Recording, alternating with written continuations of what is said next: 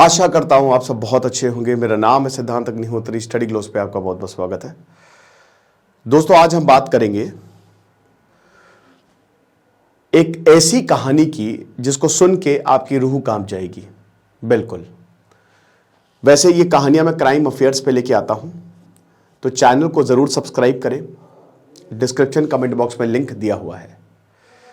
तो कहानी है यहां पे दोस्तों केरल की, केरल में ह्यूमन सैक्रिफाइस की। बट ये कोई ऐसा वैसा ह्यूमन सैक्रिफाइस नहीं है। एक आदमी जिसके हाथों में मुंडी थी वो लेके जाता है और पूरे एक बहुत बड़ा सा गड्ढा करता है और पूरा खून उस गड्ढे में डालता है और एक एक करके मांस के टुकड़े उस गड्ढे में डालता है।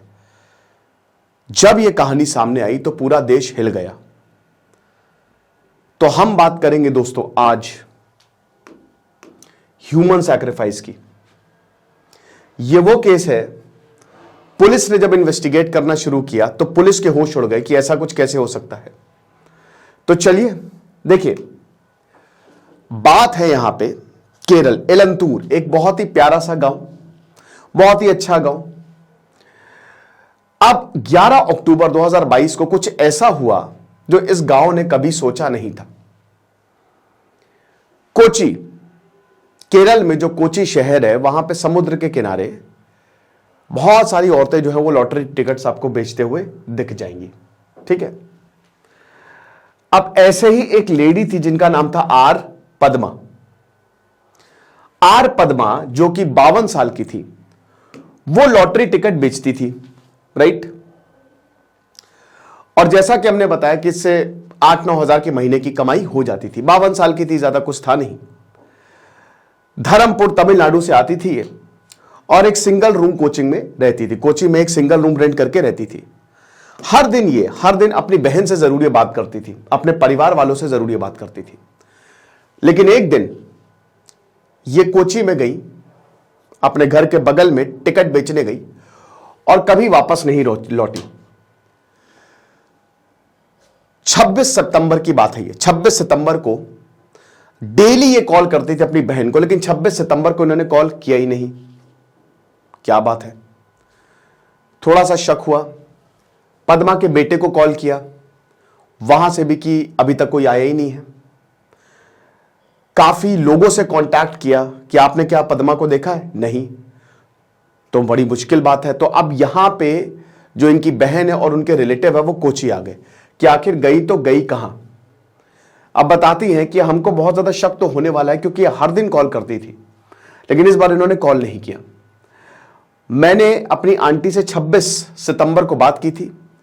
मेरी मम्मी ये बताती थी कि कहां वो काम करती हैं, लेकिन वो उनको जब वो निकली, ठीक है, अगले दिन 26 सितंबर को कॉल, मतलब 25 को बात की, अगले दिन जब वो निकली तो उसके बाद कोई दिखी ही नहीं। वो आखिरकार गई कहां, ये चीज है।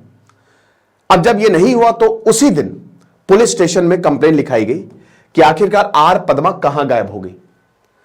और पुलिस ने इन्वेस्टिगेट करना शुरू किया। जो बेस्ट डिटेक्टिव्स थे वो लगाए गए। बहुत सारे रिकॉर्ड्स को खंगाला गया, कॉल रिकॉर्ड से लेकर सीसीटीवी तक। बड़ा मुश्किल रहा, ये इतना आसान नहीं था। लेकिन पठानमिट्टा डिस्ट्रिक्ट में एक कनेक्शन मिला। फोन स्विच ऑफ था पुलिस का।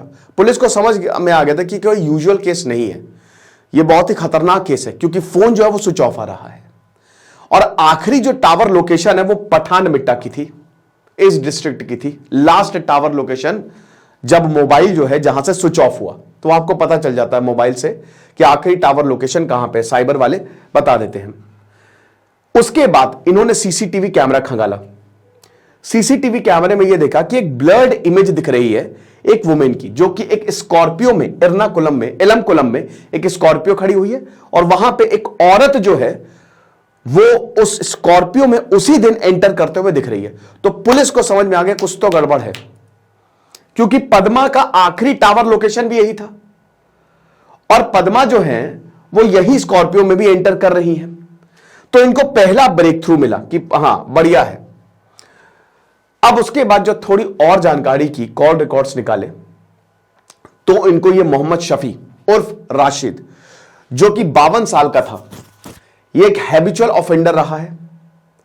काफी छोटे मोटे क्राइम के केसेस तो थे ही इस पे, लेकिन 2020 में इसका रेप के ऊपर इसके ऊपर केस लगा था। ठीक है, और भी केसेस इसके ऊपर थे। एक ईटरी, छोटी मोटी स्टॉल नहीं होती, वो चलाता था, खाने पीने की दुकान जो है वो चलाता था। तो अब क्या है, पुलिस ने शफी को पकड़ा, इसके ऊपर शक गया कि बेटा तुम तो नहीं हो। तो पुलिस ने बोला कि, तो शफी ने बोला नहीं मैं थोड़ी ना, मैं तो कब का छोड़ चुका हूं, ये सब आप देख ही सकते हैं, मैं तो अच्छे से रह रहा हूं, इज्जत की जिंदगी जी रहा हूं, आप क्या कह रहे हैं। तो पुलिस ने बोला बेटा ठीक है, तुम जो कह रहे हो अभी तो हमारे पास सबूत नहीं है, लेकिन अगर सबूत मिले तो तुम्हारे साथ अच्छा नहीं होगा, हम पहले बता दे रहे, तुम छोड़े नहीं जाओगे, याद रखना। ठीक है, चलो बढ़िया है। और सीसीटीवी फुटेज खंगाली जब, तो पता चला कि जो स्कॉर्पियो थी, ठीक है, देखिए शफी ने कुछ खास बताया नहीं, लेकिन वो जो स्कॉर्पियो है वो कड़कमपल्ली, एक बहुत ही शानदार घर, वहां पे रुकी। अब ये घर जो था वो भगवल सिंह का था। भगवल सिंह जो है वो एक आयुर्वेदाचार्य थे, काफी डिसेंट बंदा, काफी सिविलाइज्ड आदमी, 68 साल का ये बंदा। और इसके देखिए 2 शादी हुई थी। इसकी जो बीवी थी लैला, उसके साथ रहता था ये। 26 साल पहले इसने अपनी बीवी से शादी की थी, क्योंकि इसकी पहली बीवी से अलग हो गया था। इसका एक बेटा बेटी दोनों ही मिडिल ईस्ट में सेटल। और ये बहुत बड़ा आयुर्वेदाचार्य, बहुत ही डिसेंट, मतलब जब लोकेलिटी में पूछोगे तो लोग बोलेंगे भाई इससे अच्छा तो कोई है ही नहीं, लोग आते हैं इलाज कराते हैं, बहुत बढ़िया। और लैला भी इसके काम में मदद करती थी। लेकिन लेकिन लेकिन ये एक बहुत बड़ा राज छुपा रहे थे। जो इनकी नेबर थी जोस थॉमस, वो बताती थी कि बहुत ही वेल मैनर्ड पर्सन थे, लेकिन हम स्कॉर्पियो को इसके यहां आते जाते देखते थे। इसको पकड़ा, सख्ती से पूछताछ की, सब उगल दिया। और जो पुलिस को बताया इसने तो होश उड़ गए। यह तो ह्यूमन सैक्रिफाइस का केस था। अब दोस्तों जो मैं बताने वाला हूं उससे आप थोड़ा सा विचलित हो जाएंगे, तो ध्यान से सुनिएगा। क्या हुआ, भगवल सिंह की आमदनी बहुत ज्यादा नहीं हो रही थी। एक फेसबुक अकाउंट पे ये गए जिसपे फ्लावर की इमेज थी, प्रोफाइल फोटो थी, और उसमें लिखा कि अगर कोई भी आपको प्रॉब्लम हो, फाइनेंशियल हेल्प चाहिए हो, 2019 की बात है ये, तो हमसे संपर्क करें। श्रीदेवी के नाम से अकाउंट था, बट वो अकाउंट था यही मोहम्मद शफी का, राशिद का। अब इस अकाउंट पे संपर्क किया भगवल सिंह ने। 4 साल तक दोनों में बातचीत चली और बोला कि पैसे बहुत सारे आ जाएंगे, लेकिन तुमको बलि देनी पड़ेगी, तुमको इंसान की, औरत की बलि देनी पड़ेगी, ताकि तुम भगवान को खुश कर सको, और तभी भगवान तुम पे पैसा बरसाएंगे। अब इसके लिए इन्होंने रची कॉन्स्पिरेसी। मोहम्मद शफी, जिसको ऑलरेडी पुलिस ने पकड़ा था फिर छोड़ दिया, भगवल सिंह और उसकी वाइफ लैला, ये जो वेल मैनर्ड पर्सन था, कोई सोच भी नहीं सकता था ये विच क्राफ्ट, ब्लैक मैजिक, अभी शैतान मूवी आई थी ना, उसमें शामिल होंगे। अब आर पद्मा से क्या रिलेशन, मोहम्मद शफी ने बोला आप 3 लाख रुपए हमको दे दो। अच्छे खासे पैसे लुटे मोहम्मद शफी ने, 3 लाख रुपए दिए, बोला कि बाकी मेरे ऊपर है, मैं सब कुछ देख लूंगा इसमें। अब उसके बाद क्या हुआ कि आर पद्मा जो है वो इसके आती जाती रहती थी। ईटरी चलाता था, छोटी सी शॉप चलाता था खाने की, तो आती जाती रहती थी। तो आर पद्मा इसके जाती हैं।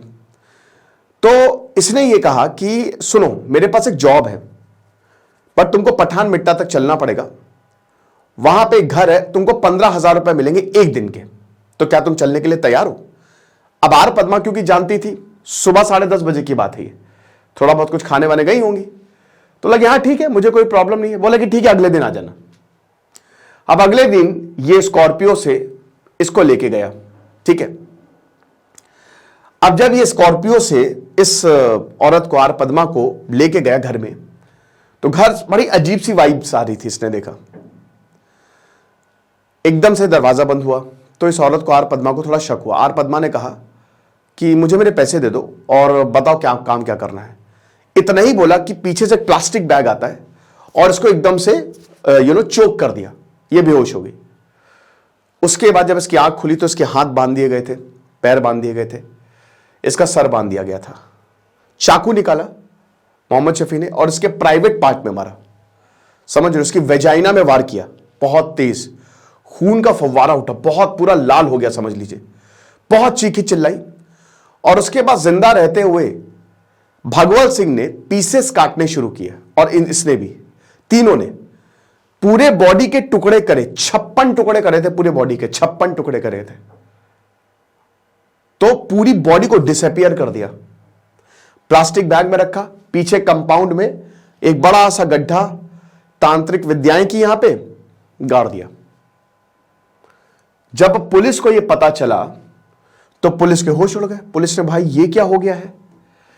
और एक और चीज पता चली कि एक और सेकेंड केस, ऐसे ही एक मर्डर हो सकता है और भी हो, रोजली का हुआ। रोजली भी एक वेंडोर थी, लॉटरी वेंडोर थी।